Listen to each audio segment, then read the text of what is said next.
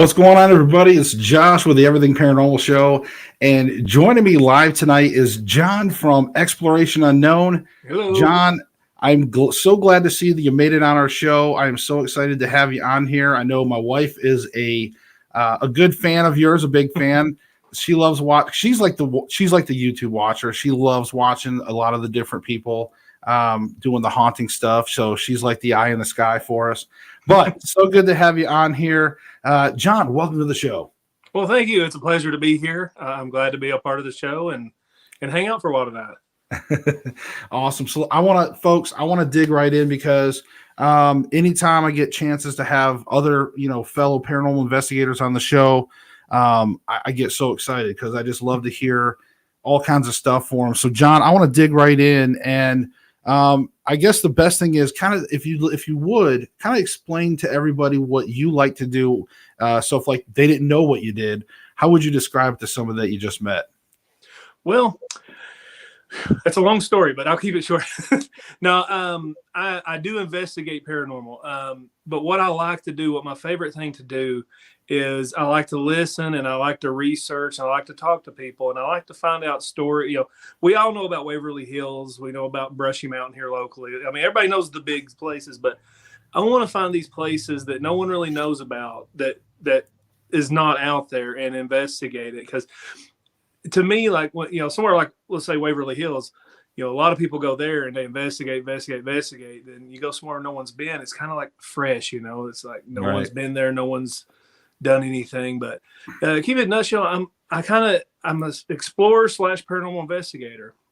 I like to go out into the wilderness, out into the world, abandoned places or, not abandoned places. And I like to investigate and see what kind of evidence I can capture. Yeah. And, one of the things too that I like about some of your videos is that you don't spend a lot of time with a lot of flashy intros and graphics and all that. You really like to kind of just get right into it and get going. And I like that because, a lot of times we always have to fast forward through certain things and stuff. That's one of the things I like about your videos. So where did it start for you? Where was that moment that really brought you into the paranormal? Well, I've always been an enthusiast since a child. I had some experiences as a kid that had stuck with me throughout my teenage years into my adulthood that always kept me fascinated with the paranormal. Of course, when Ghost Hunters hit the network, stuff like that, I was glued to the TV. My wife and I both loved it. But when I started YouTube, I actually was not doing any paranormal investigating. I was basically I was an urban explorer of sorts. I would go to abandoned places, and I did a lot of kind of a hodgepodge of stuff. I go to sometimes a roadside attraction or two or whatever, but my big focus was I like going to abandoned places. I always have. Right. And I got a friend of mine I was filming with, actually in the Kingsport area, took me to a place called the Sensabaugh Tunnel. And while Sensabaugh Tunnel was cool, he took me to this other little tunnel he called Click Tunnel. And that was when I had like a true on-camera paranormal experience. Like something happened to me then. I had a voice speaking in my ear that night. And ever since then, my next stop was the Greene County Jail. And I just started dominoing into this paranormal world where I had no equipment other than a camera, but I was just going to haunted places and seeing what I could capture, what would happen. And over time, I just started collecting equipment and where we're at now, still trying to get more stuff, but, still learning every day, but it's been a joy. That's awesome. And I want to follow up on that as well with the abandoned places. First, real quick, I'd like to just give a shout out to some of the people that popped in the initial chat. We had Stitch Rocks. He said, "Hey, John," at Exploration Unknown. Tatalanga. He's been on my show multiple times. Stacy Talich is his real name there. Terry Lynn, that's my wife. She says, "Hey, John." And we got Bob Fountain. Bob, it's good to see you. He's actually a writer for Paranormal Underground magazine, one of the sponsors of our show. Awesome. Bob, he's real good. He's been around a long time. He's based over kind of past Memphis and stuff on the other side of Tennessee. Okay. They do some really good. They're like kind of real by the book investigators. Pretty cool. We met which is him hard at to a. find anymore, really. Oh yeah, I know, because a lot of people just want to like thrill seek, and stuff. It's hard to find those, but they do a good job. Tara's on here. Tara, hey, she's over in Morristown area. But other than that, yeah, I just want to give those initial shouts out, guys. If you come into the show, if you're watching, feel free. If you have questions that you want to ask throughout the show, we'll try to get those on there for John. In the meantime, we're gonna keep going. Jen P just popped in. She said, "Hi, John." Hey. So thank you all for tuning in. We're going to get back into things. So I wanted to come back to when you were talking about abandoned places. I know what it's like for me, but I want to hear from you on this. What do you think it is about those abandoned places that really draws your attention? See, there's a number of things. One, I guess it's a thrill. Like you go into this building, you don't know if anyone else is in there. There's that element of danger. You don't know how safe the structure is. So it gives you like this adrenaline thing going on. I don't know what you call it, right? But it's just like this rush. And I imagine like, I'm a big old boy, so I don't skydive or bungee jump or climb cliffs, but right. That's kind of like my version Same of here. So it's the thrill and a rush because one, you're on edge, like, okay, am I going to run to a vagrant? Am I going to run into a hole in the floor, which I have before, but it's just, and then seeing something and trying to put it in your head, someone once put money, time, love, and care into this place. Yeah. What happened? Why is it now abandoned and no one cares anymore? I blame a lot of that to our like government system with abandoned places and foreclosure, but that's a different story for another time. Right. But it's just the rush and the thrill, and you never know how long those places are going to be there. So it's nice to go in and document the stages of decay and kind of where it's at and what's left behind. Yeah, and I would definitely agree with everything you said, and I would just add too, like, yeah, I think you're right. There's this sense of just this moment in time, and there's a creepiness factor to it, but then there also a sentimental factor to it, all just encapsulated in that area. So yeah, I think there's that thrill of going through there and knowing too that there's not a lot of people that's been through there sometimes. And I wanted to also kind of go back to your point because I like that you brought up the fact that some of these real common places like Waverly Hills, and although they're fine to go to, but to be honest with you, even myself, it's like when I see a team that launches a video and they're like, "Hey, we're going to Pennhurst," it's like, okay, and I find myself not always wanting to click on those anymore. Where before I was like, "Ooh, Pennhurst," my wife might be like, "Oh, Pennhurst," or something like that. You know what I mean? And now I'm seeing them and the new ones that are coming out, and it's like, okay, how many times am I going to see the same stuff and the same graffiti and the same, things? So it's nice to see some of these locations. And I have not been to the Sensabaugh Tunnel yet. I've been, every time I get ready to plan to go for some reason, I don't go, and I don't want to go alone. And it's like, those are the times when my wife can't go or something. So, but yeah, I'm definitely have to make my way over that way as well. Yeah. Everybody keeps telling me I need to check it out. So, well, I honestly, the Sensabaugh Tunnel itself, I didn't have any paranormal experience or feeling there at all. It was that other tunnel, and it's just down the road from it. And it's an old tunnel that goes under the train tracks. And I'm telling you, it was crazy because when he took me there, we started walking to it, and I could hear what sounded like a group of people having a conversation. I'm like, somebody's here. He's like, I bet you there's not. We walk up to the tunnel, and now some of it is matrixing from the water, and I understand that. There's water flowing through it, so you got that matrixing from it, that water bubbly sound. Right. But when you hear people talking, it's kind of like that's a person talking. Right. You hear syllables, and then when that female voice, and I caught it on camera too, which is something that hooked me. It's like, oh, I caught evidence of this female voice come from nowhere. Like it was in my ear. It was insane. And see, I think I remember watching that episode where you did that, and I think I remember when you guys went over to that other tunnel, and I remember for me, I'm just kind of like, is there two tunnels to this place? I'm kind of confused. Which tunnel is it? Like, because again, I hadn't been there yet, so I was like trying to, and because it was the same way when I went to when I drove up to Pennsylvania, and I ended up stopping at the Green Man's Tunnel. It's like there was a lot of confusion. I think some other YouTuber went to the wrong tunnel and thought it was, and I guess I made it to the right one by chance. But it sometimes it's confusing because you get some of the same tunnel type things, and so I was trying to figure that out. But yeah, I'll definitely have to check out that other tunnel too. I mean, I'm excited for that. We got a few questions. I'm going to get to your guys' questions here because some of them are the ones that I like to ask because they already know me. So some of these are like my regulars. They already know the questions that I'm going to ask. So I guess we'll get into one of them. The first one here. Jon, do you use any equipment? But the real question is, hey, Jon, what's your favorite piece of equipment? I tell you what. I love the SLS camera. I love the Echo Box I use, but sometimes that K2 meter really just when you get responses on it, like no consistency, but when you ask certain questions, you get that ping.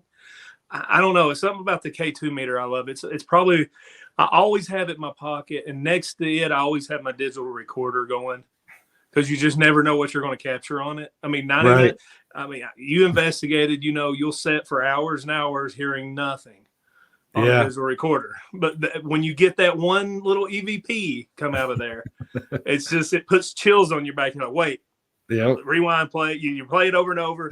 So, I mean, those two are about equal with me. The fancy stuff's cool. It's cool seeing the stick figures. It's cool seeing all that, having the voices through the Echo Box stuff. But I swear the basics. And one of my favorite things, I don't know, I shake too much or I'm too wobbly, but I love watching someone use a pendulum. Right. It's one of my favorite things to watch is someone when you could tell they're not moving. And that thing changes directions, the circles. I think those are my favorite. Yeah, I tend to use dowsing rods. I've done some dowsing rod sessions here. And I fell in love with them recently. My wife and I was at probably almost 2 years now, 2 years back. For the longest time, I'm like, dowsing rods, whatever. Come on, people are moving them. I didn't know, and I just happen to have mine right here, but I didn't know it had like this independent sleeve, and all this stuff. I didn't realize, and then when my wife got to try them out for the first time, it's like later on, I was like, are they real? She's like, yeah. I was like, oh my God. It is crazy because you can kind of feel the energy. Like it's almost like a vibration, I think. Right. Is the way I feel it. And it's just like, okay, I know I'm holding still here. I was like, Yeah. And you're right. You can. And that's what I try to explain to people. It's hard to convey that to people, but until they get to use them, Terry Lynn said, she said, we need to do an investigation together, Jon. She said, Hell's Gate Cemetery, East Hill, whatever, because we're out here. We're literally like, I could walk to East Hill. I did go out there one night and do like a live, walked around and they do like a ghost walk here. But but I've been trying to get out to Hell's Gate Cemetery. Have you ever heard of that? Hell's Gate Cemetery? Well, there's a place in Kentucky they call Gates to Hell.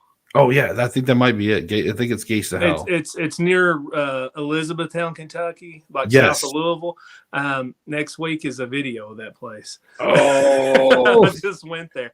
Now I will go ahead and say, spoiler alert. There was some wild things happen, and my members have already seen it because it's already released on my members page. But the previous time I went a couple months ago, like earlier in the summer. Right. It was some pretty dark energy there. Yeah, I've been wanting to go, and again, it just depending on the direction. I think when I was planning on going before, I ended up doing a collab up in Pennsylvania and went that direction. And then again, every time I go to line certain things up, and I try to either do something with someone or sometimes I just go solo and do some things. Yeah. But yeah, I mean, so that's cool. I'll have to check that one out for sure. Let's see. We got we'll get to that one too. Bob made a comment just saying something about the only problem with being the first time investigations is that the entities often don't know how to communicate with your equipment. So I mean that's true, and that's why sometimes you got to explain to them. Yeah, I've had it, especially like when I pull the Echo Box out. And like, especially if someone's never seen it before, I'm like, let's give it some time. You're going to get weird responses, something that don't make sense, and you explain how to use it over and over.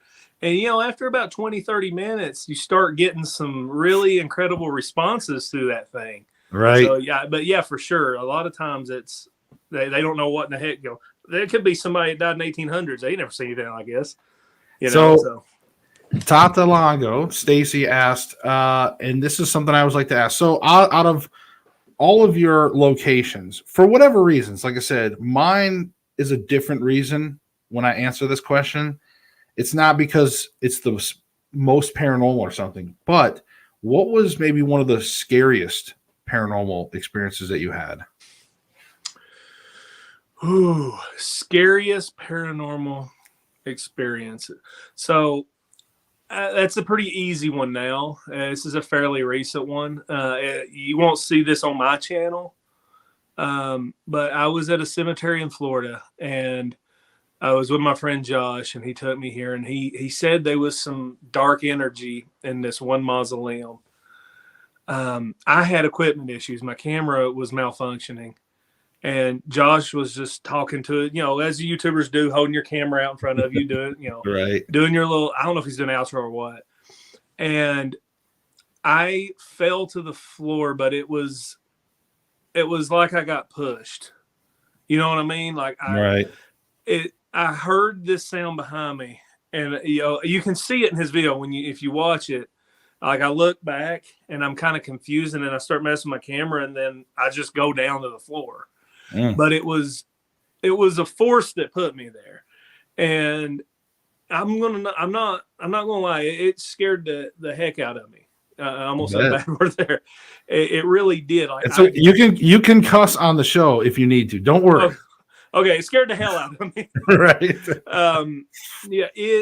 It was probably the first time. Like, I've had like scratch marks show up and stuff, but I've been in the woods too. Right. So something could have irritated. There's always been that outlet. But this is the one time when it was a force that moved my big self to the ground, right. And I don't know how to explain it. It wasn't like it was like I got shoved. Like somebody shoved me from behind is what it felt like.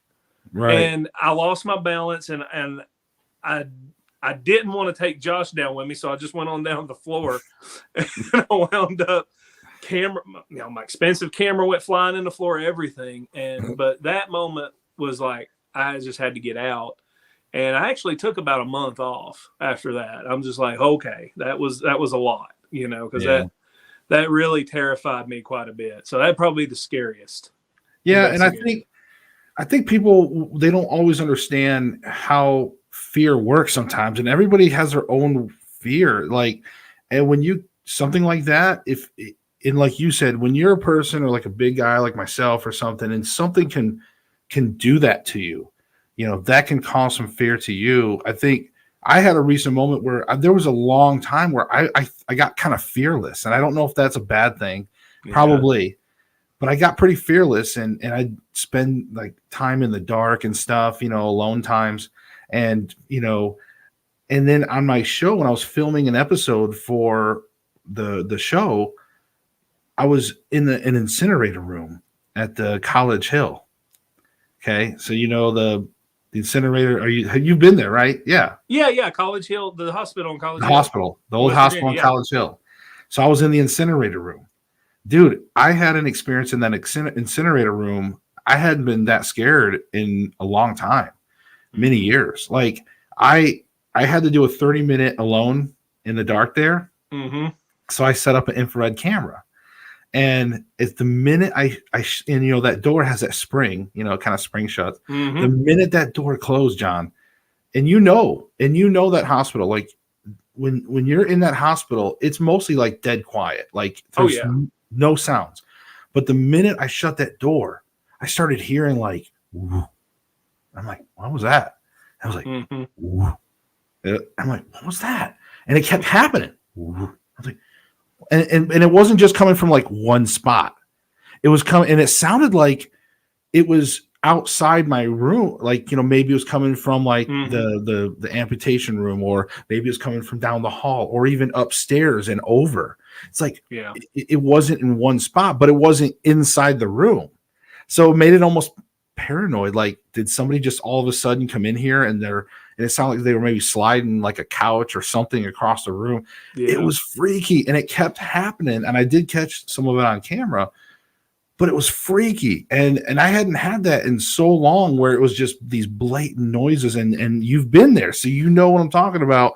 Oh And yeah. I believe the only other person I saw for sure right after, or actually they went and filmed after me, but my episode didn't release till after theirs. I actually filmed there first, and I spent the whole night there alone.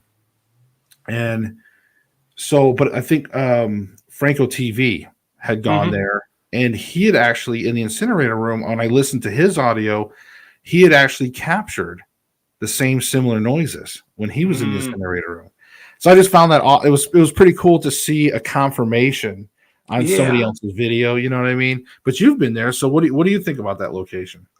Well, that basement for sure. I didn't. I did spend some time in the incinerator room alone, but I didn't have a whole lot of experience there. It really came in the hallway where, if you remember, there was like all the little like kid where the kids were. Like the Right, nursery area had like the little cartoon characters along the right. border of the wall and stuff. That area, we really got a lot of great responses in. And I'll tell you something, an experience I had there that I didn't capture on camera. And if the people told you about this, you might know, but she told me about it later. I was on the fourth, I think it's the top floors, wherever the surgery room is. Right, It the has where like you one can see big through the room by the windows. elevator. I I heard a horse. The I heard a horse, horse, like it goes. I heard right? that, and I'm like, "What the hell was that?" And later on, I just brought it up, and the woman told me this. Did she tell you all the story? Tanya, yeah, and she talked about how he would work on, because it was such a small community, and he would work on some of the animals, and he brought a Yeah, horse up there and everything into the hospital. into the hospital, and she's like, "Funny you should say that," because, and then she told me, I'm like, "Wow, I wish I caught that on camera," because I wasn't filming or anything at the moment, we just Right. took a break, but yeah, that hospital was awesome. I was really glad to get to investigate there. Oh, I know. I love it. I can't wait to go back. Yeah, I same. really would like to go back again. It's one of those places that just, I don't know. There's just something about it, that I like, and I think also too, it was still very new. You know what I mean? When I Hmm. got to go and film, not a lot of different shows have been there or anything. There was the Destination Fear one, I think, but it was pretty cool. I got to be the first one to spend the entire night alone in there, so that Oh was cool. yeah. I got to set that record. I was like, cool. Because I asked her, I was like, okay, has anybody ever stayed here alone all night? Because I had to. It was like one of my challenges. Because I don't know, my show, there's these challenges you have to do and stuff. Mhm. So it was pretty cool. But anyways, I'm glad you got to go. See, I love when I get to talk to other people that have some of the same location Yeah. experiences. I want to play off some of that. I'm going to get back to some of your all's questions. We got a few more pop. I try to let some of them Yeah. build up a little. So, what was maybe one of the funniest things that's happened to you while you were out on an investigation? Oh, there's been a couple of those. I guess the funniest, it was scary at the time, but funny watching it back, is when I actually sunk into someone's grave one night. I fell into a grave. Oh, yeah, Yeah, I was doing a live stream, I and remember I was that. at a place called Gallagher Cemetery, and I, I always try to be respectful of the cemetery and not walk over graves. I always try to find the path, but old cemeteries, sometimes you just can't tell.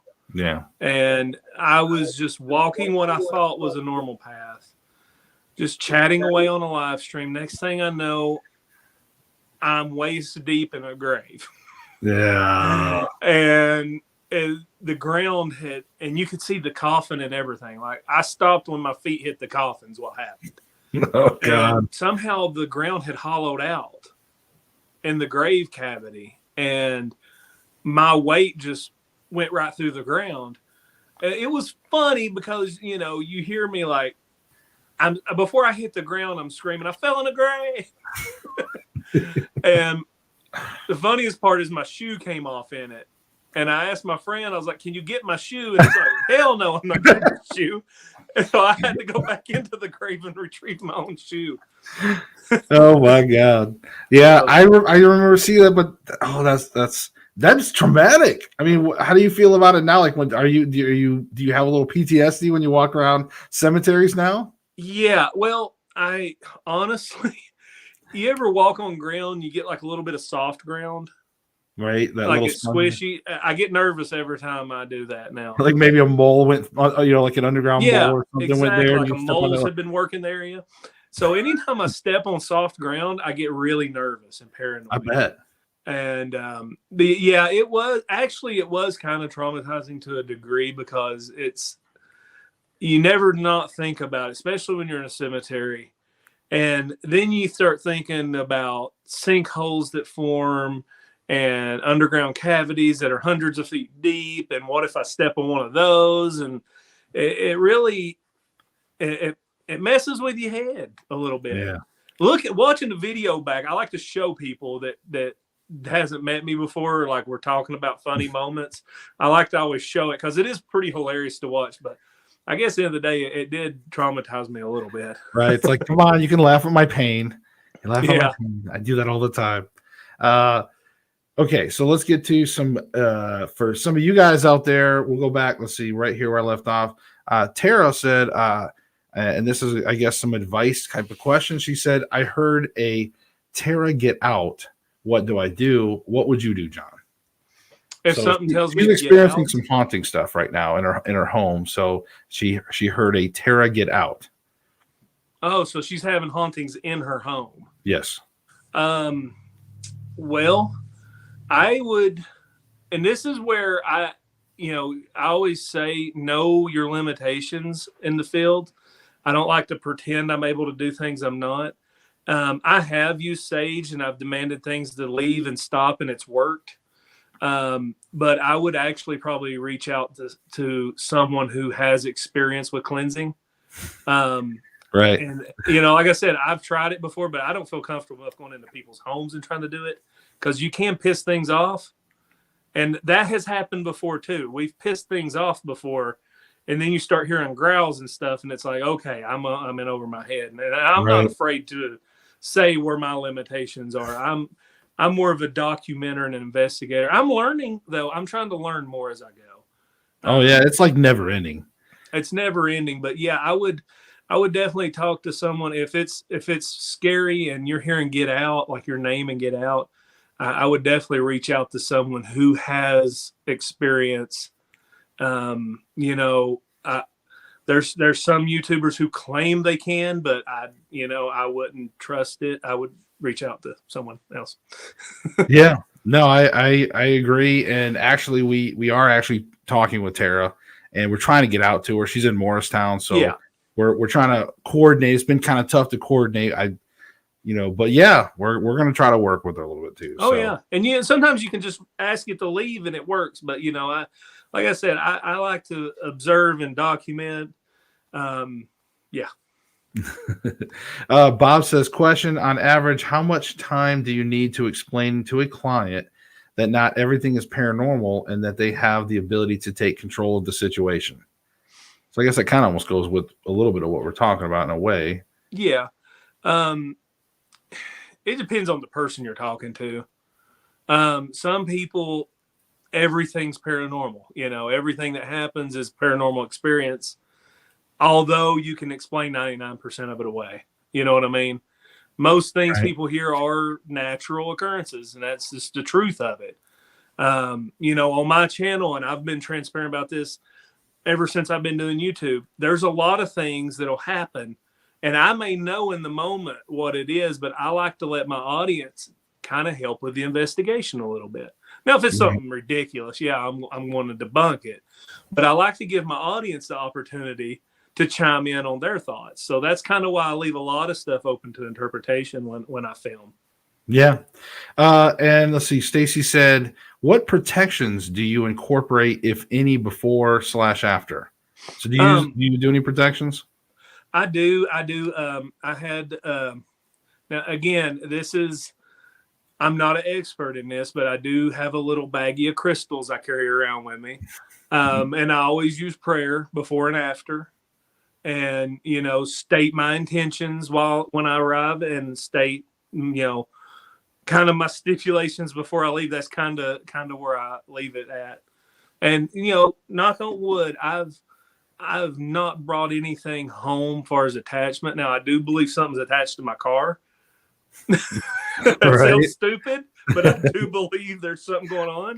You got Christine now? Some weird stuff sometimes, and it baffles me. Yeah, Terry Lynn said that would be enough to send me to the padded room falling in a grave. Yeah, I don't recommend it for anybody else.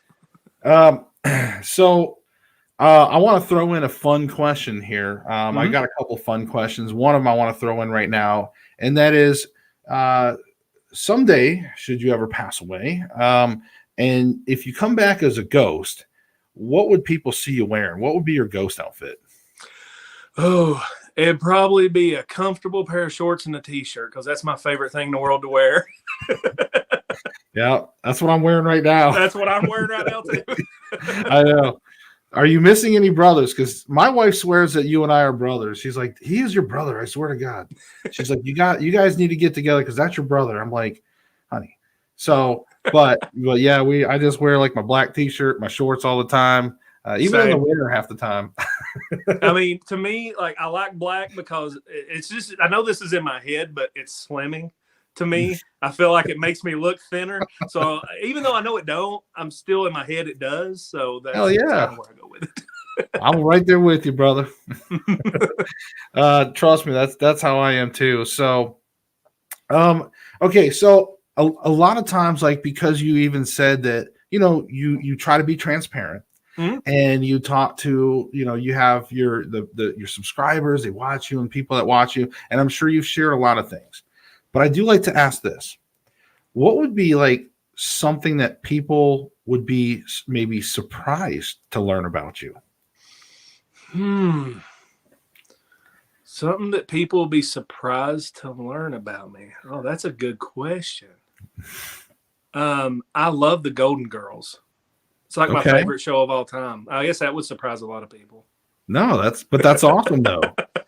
Oh, I mean, Blanche and Rose. I mean, Sophia is the best. I mean, oh yeah, Sophia, like the whole cast. It's my wife and I've done all those. It was the perfect cast for a show ever, in my opinion. And just some of the, I didn't understand a lot of it when I was a child, but now that I'm an adult and I rewatch the episodes, it's like, oh, I see where you went there, Sophia. Right. No, that's awesome. I love that. I think I told people one time that I actually like Elvis. Like, I'm an Elvis fan, and it's not something I really share with a lot of people or anything, but that was just something I thought I'd throw out there. But but people already know that about me. They didn't know that about you. That's cool. I love that. Let's see. We don't have any other, like I said, if you guys have any other questions, make sure you get that in as well. So Jon, let me just give you an opportunity too. What do you got going on in the near future? I always like to want to give you an opportunity to kind of plug away at whatever you want to plug, man, whatever you got going on, paid streams, whatever it is. What do you got coming up in the future? Right now it's Christmas time, and I'm doing weekly videos. Like next week, like I said, it's going to be Gates to Hell Cemetery. I just did a road trip with my friend Josh, and we went to Kentucky. I got a chance to investigate the Octagon Manor, Octagon Hall, they call it. Very fascinating story. But next year, I'm really dialing it up in 2022 on the channel. I've got a lot. I can't give any spoilers away right now, but for Christmas time this year, I have a kind of a lifetime goal thing of mine that's going to happen, and you all will see that soon. I'm really excited about that. And there's probably some network things happening next year. I can't say specifics, but we got some big plans, some big things in the works. whether it happens. If you've ever dealt with TV stuff, you know that it can disappear as quick as it appears. So, but we got a few things in the works, and I'm hoping it all works out. But far as just exploration unknown, we're gonna stick to the ground. But I'm taking it up a notch this coming year.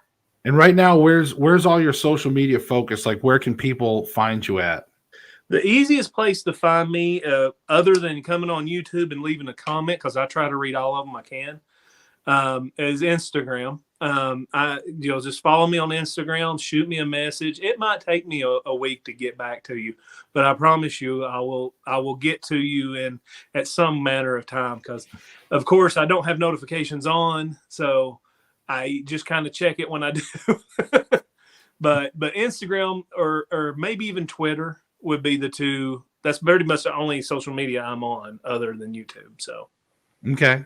And now, so do you have any, like, and I don't want you to, I don't know if this will put you on the spot or not, because I try not to do that, but is there like a specific kind of location that you really like to kind of keep going back to? Has there been like that reoccurring where just like, it just keeps giving you, more paranormal or regular paranormal? Do you have that regular spot that you really like to go to? I think probably my most regular spot where I get activity virtually every time I go is Brushy Mountain. Okay. I love going there and just spending some alone time. Now there is a cemetery called Lost Creek, and I don't think it's as much paranormal as it is maybe there's some sort of creature out in that place, and I got to figure out what in the heck it is.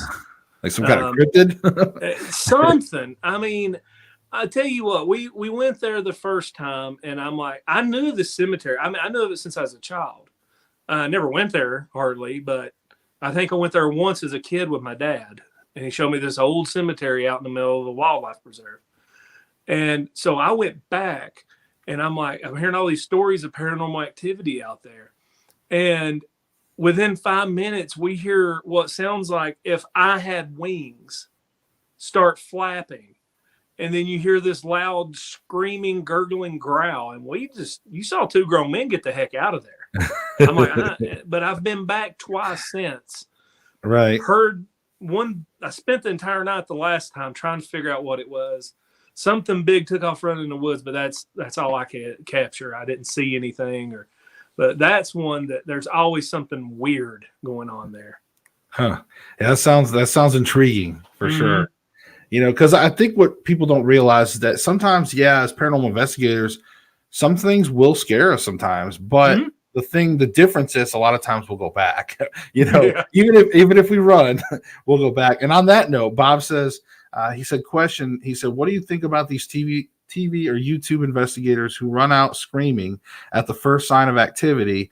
To me, they are doing a disservice to the field and needs to go away. You know what, Bob? I agree.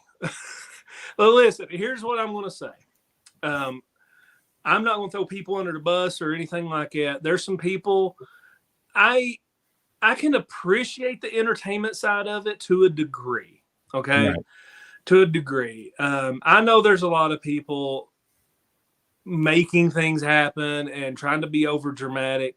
I mean, hell, I've been guilty of it in the past. I own up to it. You won't ever see me. Well, I won't say you won't ever see me run screaming out of nowhere, but it'll have to be something pretty darn terrifying to send me running. Right. Because I pride myself, I'm like you. There for a while before I had that incident where something pushed me down, I was getting pretty fearless, and I was bragging about it a lot. I'm like, I don't care to go somewhere by myself and spend night. And I did it a lot. I said, Waverly, whatever. I went there and spent the entire night by myself. Right. And, but far as what he's talking about, the overreaction, the dramatic, trying to put this terror, chairs flying across the room at you all the time, stuff like that. The best thing to do is just don't give them the view, There's going to be an audience for it, unfortunately. You got two major sides of the paranormal spectrum. You got people who really want to get evidence, and you got people who want views. And, you know what happens on this end with the views. So I agree with Bob. I don't agree with what a lot of people put out there and a lot of people do. Right. I've filmed with people early on that did stuff I didn't agree with, and I didn't say anything then or stand up for it then, but I don't film with those people anymore. So it's kind of where I stand at. And and I want to back you up on that too a little bit by saying that, and I've always been straightforward on this show with my audience too, and I've always told people, look, there has to be that balance. If you're going to be a YouTuber or on TV or anywhere, if you're entertaining folks with paranormal is very boring. Yeah. Normally, an investigation for the most part is very, very boring. When you're exploring, there is a heightened sense of fun because it's different than an investigation because it's somebody's home or maybe even an active business.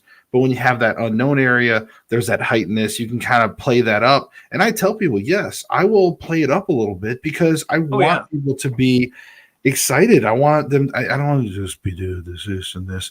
That's boring. People will fall asleep. They won't. Yes. So, but at the same time, I won't go out and fake the paranormal. I'll react if there's like a knock or something. I'll react to it, and maybe it's a heightened reaction. That maybe I wouldn't normally do if there wasn't cameras. But I feel like you have to do that as an entertainer as well. You have to have that balance if you're going to be. So that's my take, and hopefully that helps summarize what you were getting at too. Yeah, that's exactly where I was going to get at. Like, yes, I embellish things like, with my reactions? Absolutely. And I think a lot of people are surprised because when I investigate, there's the times when I have the camera on and I'm trying to entertain the audience with what's going on. Then a lot of times, especially if it's very active, I'm really bad for this. And the South Pittsburgh Hospital is one where I was extremely guilty of this. There was so much happening there. At one point, I'm like, I've got 4 hours of footage. I turned my camera off and put it away. And I just started enjoying it. Right. And they're like, it kind of confused the people I was with. They weren't YouTubers, but they knew me. And I'm like, this is investigating now, which I'm not saying that I don't investigate with a camera, but like you said, there's the entertainment side of it that you kind of have to feed in there. Because, quite frankly, I'm on YouTube because I like to be the center of attention. That's why I film myself out doing things. That's the truth. You have to have a level of, you feel like what you're doing is important enough for people to want to watch. So, I do like try to be entertaining, but at the same time, I'm not just faking things and tying fishing string to chairs and flying them across the floor. So, but yeah, I do enjoy like sometimes turning the camera off and just like truly investigating though. I think that's when I really enjoy it the most. Oh yeah, I think there's definitely that balance for sure. Sometimes you just don't want to have a camera on. You just want to focus on that thing. You don't want to have to think about what you're saying sometimes. Yeah. Because there's times that you know what it's like when you're on camera. You've got to think all the time about what you're doing, what you're saying, and all these things, and it can sometimes be distracting when you're just trying to enjoy the place. But with that being said, since you brought up Old South Pittsburgh Hospital. So I got to ask you, if you remember, in the original section, right, there's all the new section and you can see all the way down that hallway, right? They leave the doors open to the old section. You go to the original section downstairs. There's it's not a real church, but they got all the pews. Do you remember that? So did you experience anything in that particular room? I'm going to be really honest. We went down there and there was so much mold, I didn't go back. Okay. I tell you, we had a lot in the pharmacy, which I do believe is in the old part on the first floor, not the basement. Right. But upstairs, there was one of the long hallways. It was on the front side of the hospital. It was on the second floor, I guess. Right. And there was a lot happened in that area. We kept throughout the whole building kept getting this whistling sound. Okay. And it was, we're all like trying to figure out which one of us is whistling, And then at one point, I remember I started holding my mouth open so people could tell I wasn't whistling. And I was looking and I could see everyone, and this whistle come from behind me. And that's when I was like, okay, it's not any of these people. Right. Okay, this is interesting. And then it would happen just at random times. But I started seeing the shadows moving around down the hallway, and we put a balloon with a glow stick in it, and you could see it was moving across it looked like it was moving all over the floor. But I really didn't get a chance to go back down to the church room and do much down there. Well, I just wanted to see if you had anything, just because again, I always look for like cross validation or cross confirmation, but.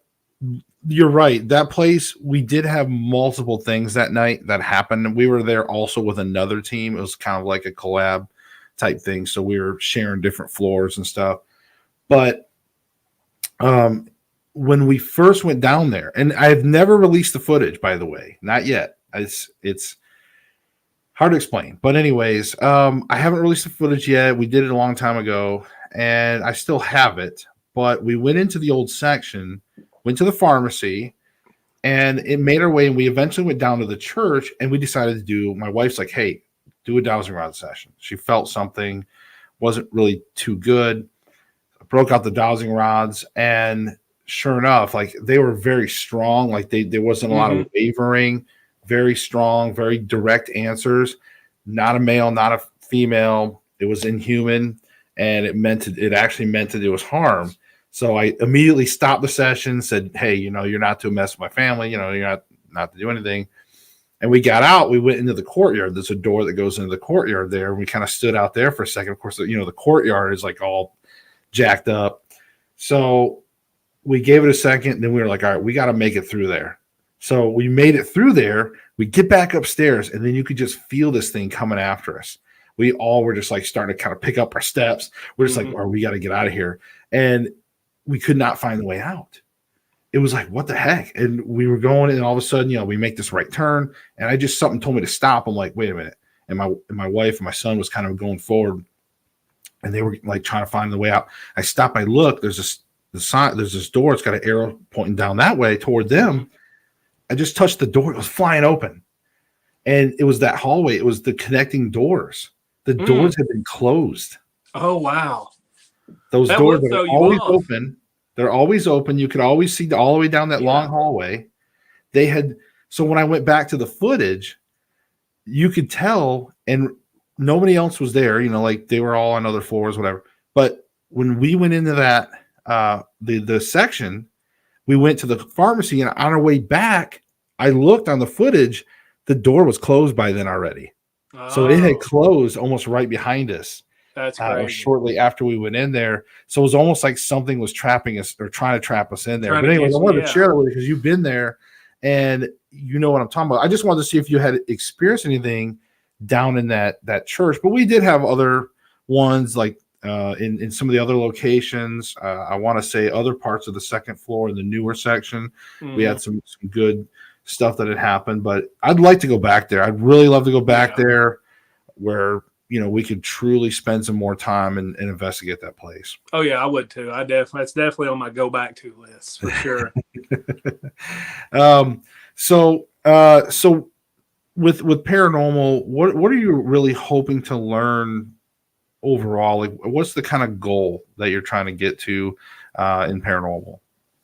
Well, I guess when I was real young, my grandfather had passed away, my dad's dad. And I had an experience one night where I saw him, and I still don't know if it was really him or if it was something I needed to see. Because no, not to get into family stuff, but there was a lot of family things at that moment. So ever since then, I've always like, why was that really him? What is paranormal? Because honestly, everyone's speculating. We don't know. And I don't think we will know 100% until we're dead and gone. But it's just the fascination of, this energy that we leave behind.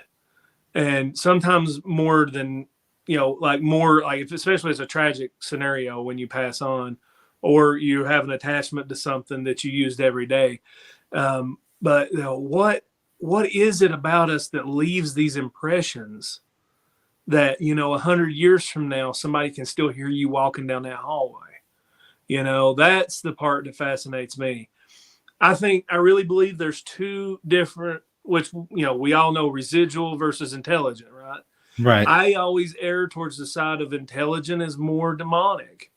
Personally, that's just the way I feel about it. Now, could I be wrong? Absolutely, because we're all guessing, but we're trying to use tools and modern technology to hone it in and figure out exactly what it is. But I don't think we'll truly know until the day we are there, Right. until we move on to that other side. But it's just, I guess, just finding more truth to what's really out there, more answers, documenting more evidence, and just, validity to it. Yeah. And what would you say to the newer folks that are getting into paranormal, that may be watching this and they're like, and they're looking for that, like, hey, how do I get started? Like, what should I do? What's that first thing? What kind of advice would you give them? Well, definitely research and watch reputable people who investigate paranormal. But I'd say, and this is just, I don't like to talk. There's two things that I think most of us keep off of our YouTube channels, and that's politics and religion. But I do want, one thing I think is important is that you be grounded spiritually, no matter what your belief system is. But you have a good, solid foundation in that belief system, because I do believe if you don't, dark entities can attach to you easier if you don't have that strong faith inside. Right. I feel like that's probably, if I was going to give any advice, try to be grounded spiritually before you go meddling with, investigating and going into some of these places. Because by experience, I've ran into things that's been darker and stronger, and that's out of my hands, So I think it's important to have that spiritual groundedness.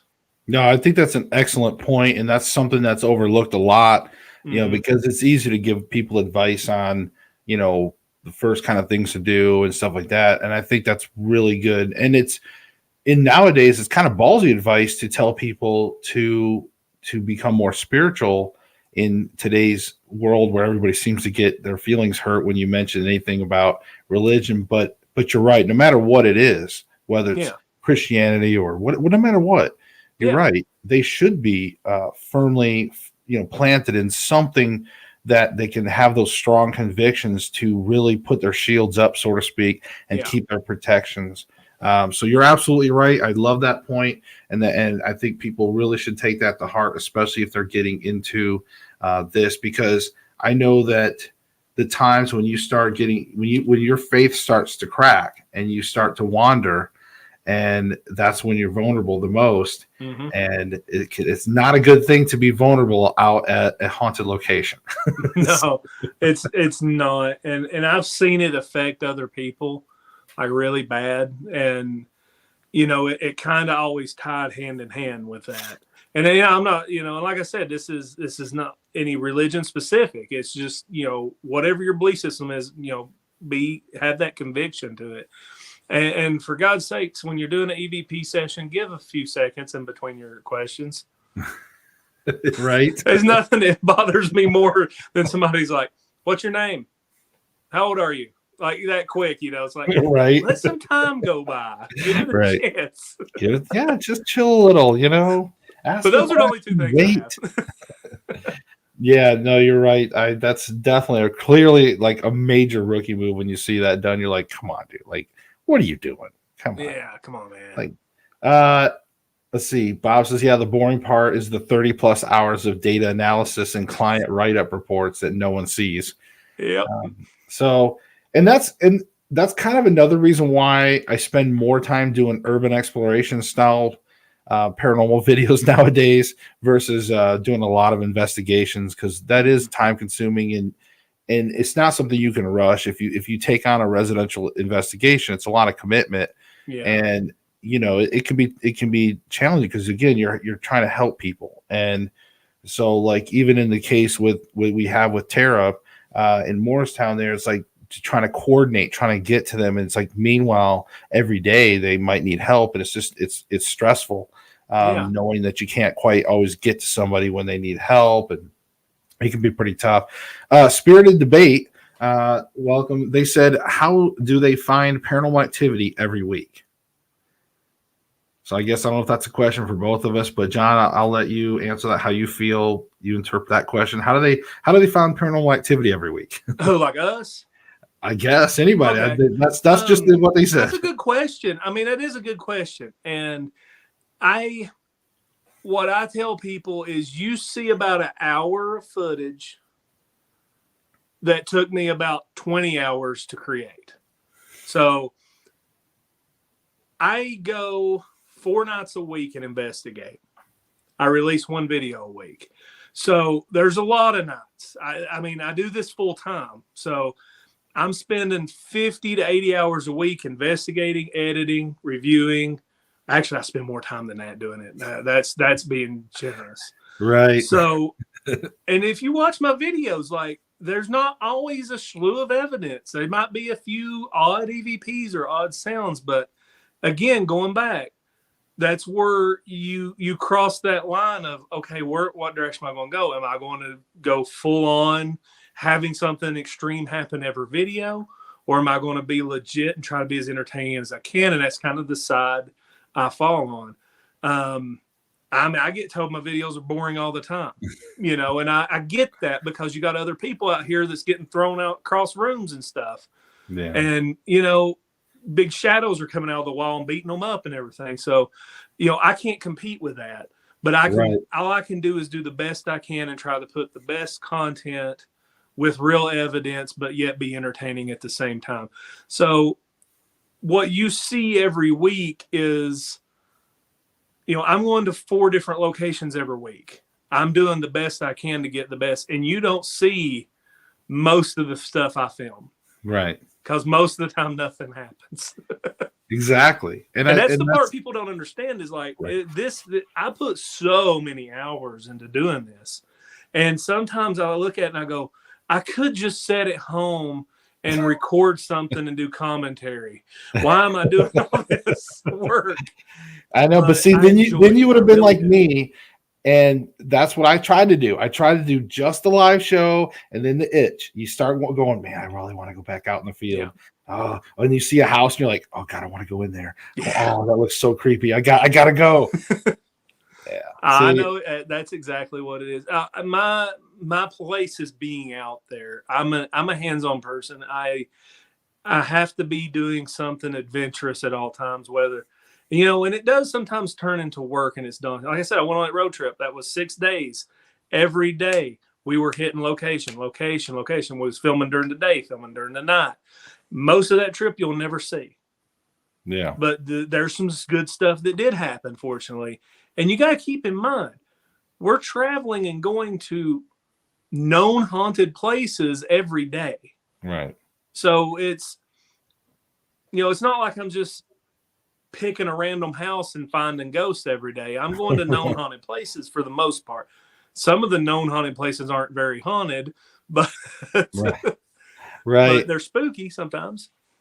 Oh yeah, and that's absolutely like you pretty much answered all that. And the only thing I could even add to that is like your Spirited Debate. If you're asking also about like TV shows and stuff, and John makes a point that everywhere that we or TV shows or John or anybody goes to on a regular basis, they're going to different locations each week, a lot of times spending more time than what you see for that edited footage. It's, so much footage and then editing it down to like that last little bit. Mm-hmm. And sometimes you'll see, and it always depends. And again, I'm not throwing anybody under the bus, but there is some YouTubers out there that sometimes will have these 30-minute uncut videos, and they're cut. Okay, folks. Some of it's cut. They're just hidden cuts.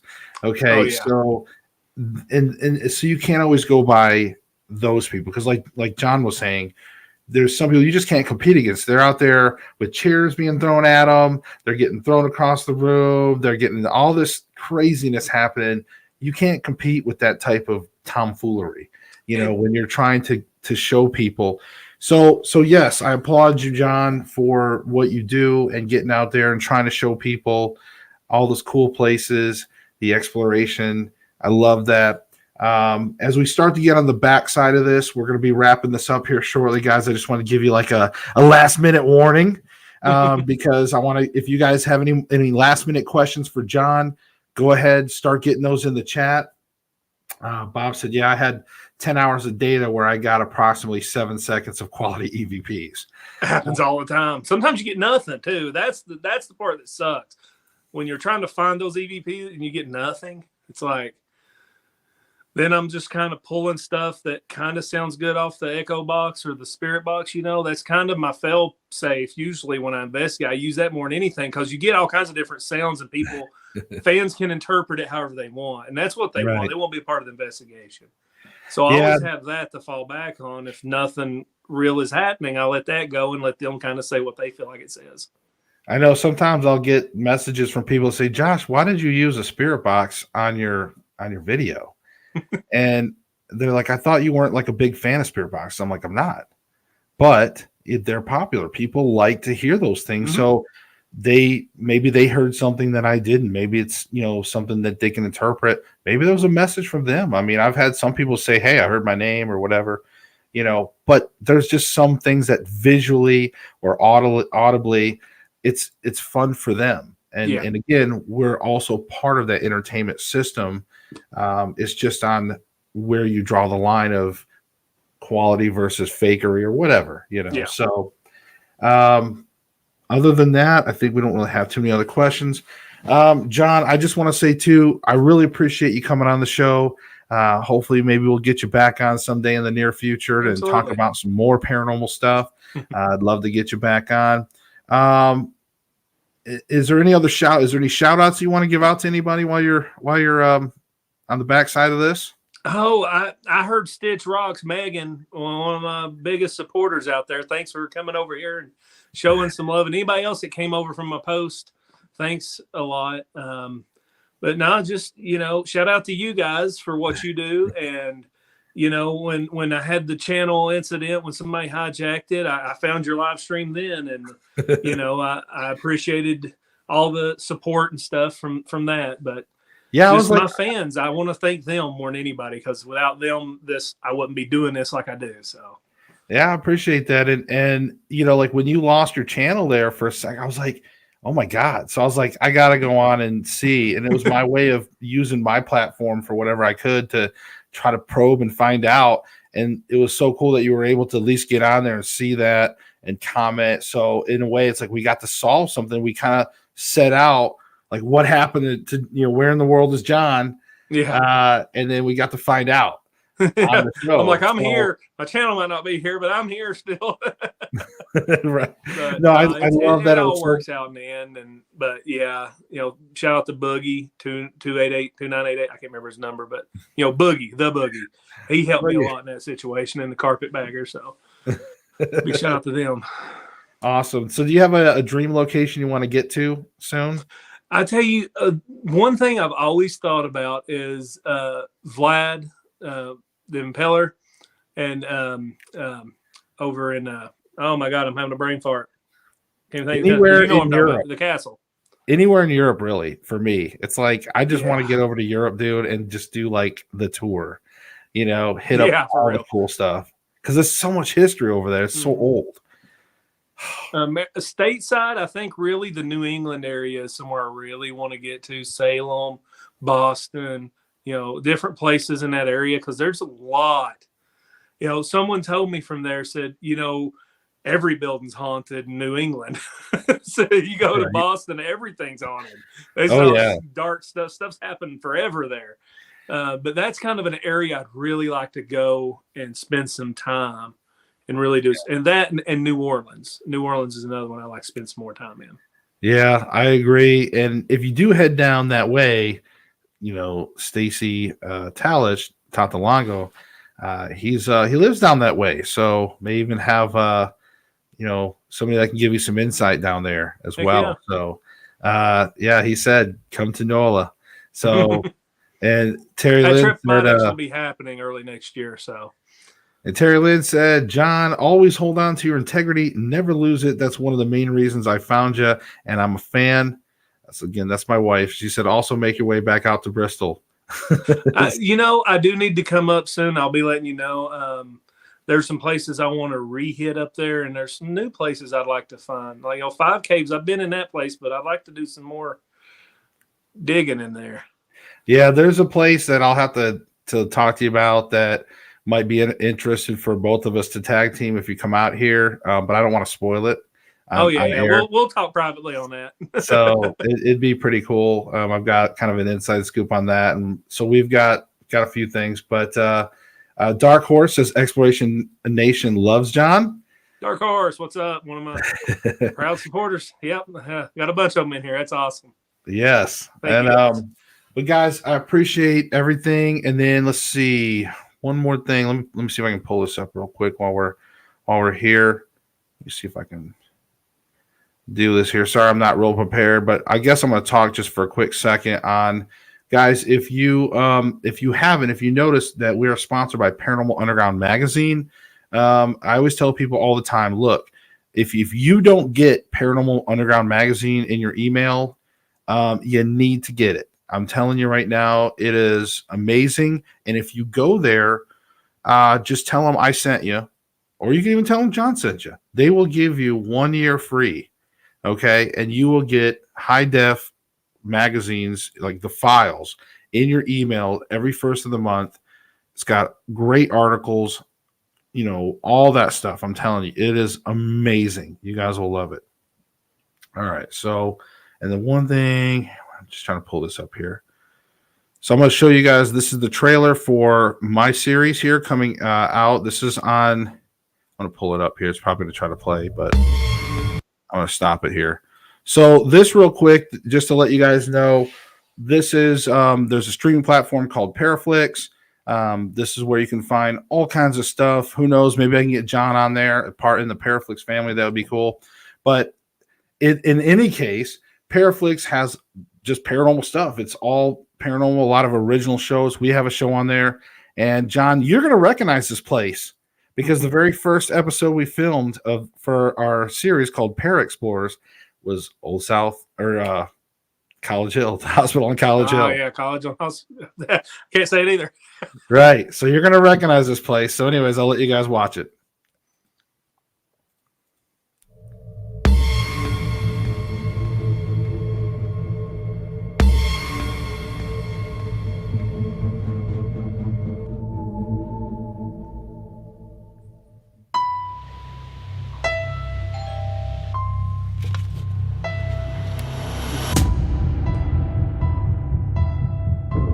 Your team has been chosen.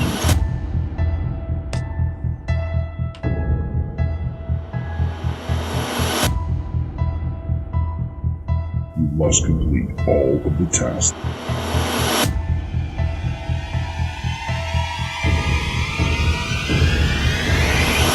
I do not tolerate failure.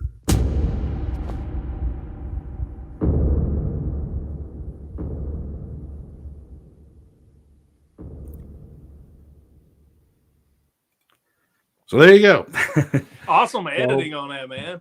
Oh, thank you. Yeah, actually, I had to put the trailer together myself. So, and I actually had to write the music. I thought maybe but yes, I appreciate that. I love the series. For those of you who may not understand the concept, but basically, there's this unknown person named Para X that gives us an envelope and sends us to a specific location with specific rules that we must adhere to. Or else we lose the whole series, the competition. So we did the first episode. I had the some of the first rules where I had to go by myself, so I didn't get to take anybody on the first episode, and so I had to spend the whole night there. I think that was a surprise twist. I don't want to spoil it for you, but we did have a few other rules. I think I had to do 3 different communication sessions. And and one of the rules, I actually had to create a new experiment that was never been done or something. I had to create an original experiment. So what I did, John, I don't know, you might appreciate this. I actually had a megaphone, like a bullhorn. So I took a megaphone and I took an audio recorder. I thought I had it here, but I had an audio recorder and I actually hot mic'd the megaphones to where it would be on. So almost like an amplification, and had that versus just, trying to have like an EVP session, things like that. But I just had that megaphone and told the spirits they could speak into the megaphone. I thought, hey, maybe this thing will amplify some voices. I mean, how creepy would that be You might be onto something with that, man. Well, I don't want to give away what happens. You'll have to watch the show. Okay. But that incinerator incident that I was telling you about, the one that kind of scared me, and it's not PR. Like literally, that was one of the most terrifying moments for me in there, and just those sounds. I'm telling you, I've just never experienced that many noises. Like normally you experience a noise, like a knock but it just kept kind of happening. And it was happening at such frequency outside the room in different locations that it was making me paranoid. Yeah. So, in 30 minutes alone is like an eternity in the dark. So, yeah, it was kind of crazy. But I assure you, too, you guys don't have to watch the full 30 minutes in the dark. But, anyways, Paraflix, it's like $4 a month or so. This is like super cheap, but you guys will have to check that out. Mm-hmm. John, all of you guys, and anybody that, if you're not subscribed to Exploration Unknown, go subscribe. John is a wonderful guy, and he does amazing things. We like watching him, and we're very picky. My wife and I are very picky. Like, we don't just watch anybody. We've blacklisted some people because they're complete fakes. But John is one of those ones we've stuck with. He's local to us. We love watching his videos. And even if they're not fully paranormal, even the ones that when he's visiting some of the more touristy stuff, and it's not a lot of paranormal, like just Greenville or something, just cool things, man. Some interesting things. So I love it. John, thanks again, guys. I appreciate each and every one of you for showing up. Remember, we do this every Thursday live, whether we have a guest, whether we do something live in the field. Whatever it is, we always do something usually on Thursday nights. So, guys, we'll see you in the next episode. John, stick around. You guys seek the truth. We'll see you next week. Thanks for having me.